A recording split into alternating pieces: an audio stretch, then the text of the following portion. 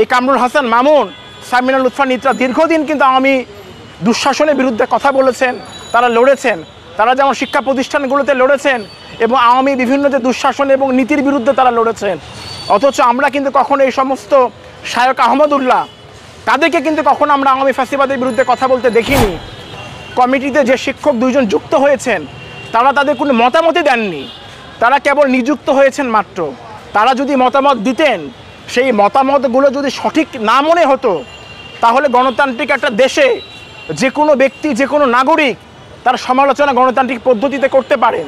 কিন্তু যে মানুষ এখনো পর্যন্ত তার কাজ করেননি, তার মতামত দেননি, অথচ তাকে বিভিন্নভাবে হেয় করা হলো, তাদের বিরুদ্ধে অপপ্রচার করা হলো, তাদের বিরুদ্ধে সমাজে বিদ্বেষ তৈরি করা হলো। ফ্যাসিস্ট হাসিনা সরকার শিক্ষা ব্যবস্থাটাকে ধ্বংস করার জন্য জাতীয় শিক্ষাক্রম 2021 চালু করে এবং এই শিক্ষাক্রমের মধ্য দিয়ে শিক্ষা ব্যবস্থার যে সংকট, সেই সংকটটা ধীরে ধীরে বাড়ছিল।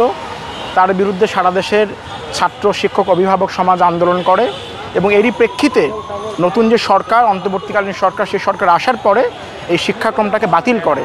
ফলে এই শিক্ষাক্রমটাকে বাতিল করার জন্য আমরা সরকারকে অভিনন্দন জানিয়েছি, ধন্যবাদ জানিয়েছি এবং এই শিক্ষাক্রম বাতিল হওয়ার পরে পরবর্তী সময়ে যে পাঠ্যপুস্তকগুলো রয়েছে সেই পাঠ্যপুস্তকগুলোকে সংশোধন করার জন্য, পরিমার্জন করার জন্য একটা কমিটি হয়। সেই কমিটিতে যুক্ত ছিলেন ঢাকা বিশ্ববিদ্যালয়ের দুজন শিক্ষক, সমাজবিজ্ঞান বিভাগের ডক্টর সামিনা লুৎফা এবং পদার্থবিজ্ঞান বিভাগের শিক্ষক কামরুল হাসান মামুন।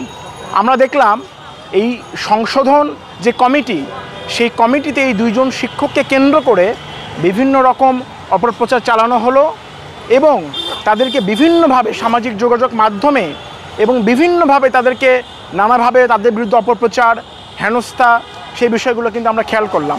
অথচ আমরা দেখেছি যে এই দুইজন শিক্ষক কামরুল হাসান মামুন এবং ডক্টর সামিনা লুৎফা তারা দীর্ঘদিন ধরে বাংলাদেশের শিক্ষা ব্যবস্থার মধ্যে যে অসারতা, সেটা নিয়ে কথা বলেছেন।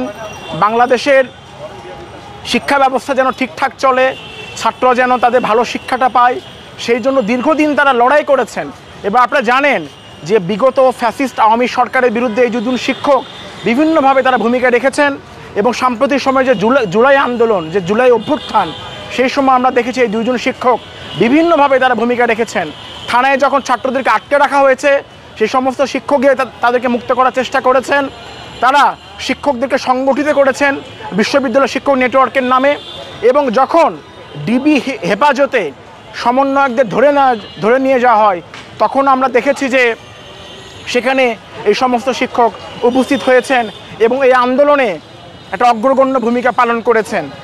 অথচ আমরা দেখলাম যে যখন তাদেরকে এই কমিটিতে যুক্ত করা হলো, সেই সময় বিভিন্নভাবে অপপ্রচার চালিয়ে তাদেরকে বাদ দেওয়ার জন্য বিভিন্ন মহলের পক্ষ থেকে চেষ্টা করা হচ্ছে। বিশেষভাবে আমি বলতে চাই শায়ক আহমদুল্লাহ, উনি বিভিন্নভাবে অপপ্রচার চালিয়ে এই দুজন শিক্ষককে বাদ দেওয়ার জন্য সরকারের ওপর এক ধরনের প্রেশার তৈরি করতে থাকেন এবং আমরা দেখলাম যে আজকে সেই কমিটি থেকে এই দুইজন শিক্ষককে বাতিল করা হয়েছে এবং পুরো কমিটিকেই বাতিল করা হয়েছে। আমরা মনে করি এই ধরনের সিদ্ধান্ত গণতন্ত্রের জন্য হুমকি স্বরূপ এবং সরকারের যে নতজানু নীতি, সেই নীতিকে কিন্তু আসলে প্রতিফলন ঘটায়। আমরা বলতে চাই শায়ক আহমদুল্লাহ, এই কামরুল হাসান মামুন, সামিনা লুৎফা নিত্রা দীর্ঘদিন কিন্তু আওয়ামী দুঃশাসনের বিরুদ্ধে কথা বলেছেন, তারা লড়েছেন। তারা যেমন শিক্ষা প্রতিষ্ঠানগুলোতে লড়েছেন এবং আওয়ামী বিভিন্ন যে দুঃশাসন এবং নীতির বিরুদ্ধে তারা লড়েছেন। অথচ আমরা কিন্তু কখনো এই সমস্ত শায়ক আহমদুল্লাহ তাদেরকে কিন্তু কখনো আমরা আওয়ামী ফ্যাসিবাদের বিরুদ্ধে কথা বলতে দেখিনি। আপনারা জানেন যে বিগত সময়ে এস আলম গ্রুপ তারা যে লুটপাট, দুর্নীতি আওয়ামী সরকারের মধ্য দিয়ে করেছিল, সবচেয়ে সুবিধাভোগী অংশ ছিল এই এস আলম গ্রুপ এবং এস আলম গ্রুপকে বিভিন্নভাবে রক্ষা করার কাজটা কিন্তু এই শায়ক আহমদুল্লাহ করেছেন, তাদের সঙ্গে যুক্ত ছিলেন। তাদের লুটপাটের বিরুদ্ধে কিন্তু কোনোদিন কথা আমরা বলতে দেখিনি। যে শিক্ষকরা আওয়ামী ফ্যাসিবাদের বিরুদ্ধে কথা বলেছেন, শিক্ষা ব্যবস্থা নিয়ে কথা বলেছেন এবং গণতান্ত্রিক শিক্ষা ব্যবস্থা, শিক্ষার অধিকার নিয়ে কথা বলেছেন, ছাত্রদেরকে রক্ষা করেছেন, এই জুলাই অভ্যুত্থানে বুক দিয়ে আগলে রেখেছেন শিক্ষার্থীদের, তাদের বিরুদ্ধে আজকে কিন্তু এই সমস্ত অপপ্রচার চালানো হচ্ছে। এবং আমরা দেখলাম সরকার তারা তাদের নতজানু নীতির মধ্য দিয়ে শায়েখ আহমদুল্লাহর কথা মতো পুরো কমিটিটা বাতিল করলো। আমরা এই ধরনের সিদ্ধান্তকে তীব্র নিন্দা জানাই এবং আমরা বলতে চাই যে এই ধরনের যে সিদ্ধান্তগুলো, সেই সিদ্ধান্তগুলো গণতান্ত্রিক বাংলাদেশের জন্য আসলে একটা মারাত্মক ক্ষতির মুখে ফেলবে গণতান্ত্রিক বাংলাদেশকে। এবং এর সঙ্গে যে কথাটা বলতে চাই যে পাঠ্যপুস্তক যে পরিমার্জন যেই কমিটিতে যে শিক্ষক 2 জন যুক্ত হয়েছেন, তারা তাদের কোনো মতামতই দেননি, তারা কেবল নিযুক্ত হয়েছেন মাত্র। তারা যদি মতামত দিতেন, সেই মতামতগুলো যদি সঠিক না মনে হতো, তাহলে গণতান্ত্রিক একটা দেশে যে কোনো ব্যক্তি, যে কোনো নাগরিক তার সমালোচনা গণতান্ত্রিক পদ্ধতিতে করতে পারেন।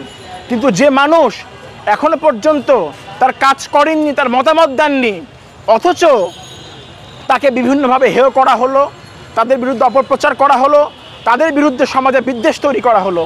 আমরা এই সমস্ত ঘটনায় প্রচণ্ড উদ্বেগ প্রকাশ করছি, প্রচণ্ড নিন্দা জানাচ্ছি এবং সরকার যেভাবে এই কমিটিটাকে অগণতান্ত্রিক প্রক্রিয়ায় বাতিল করলো, আমরা সেই বাতিল প্রক্রিয়ারও তীব্র নিন্দা জানাই।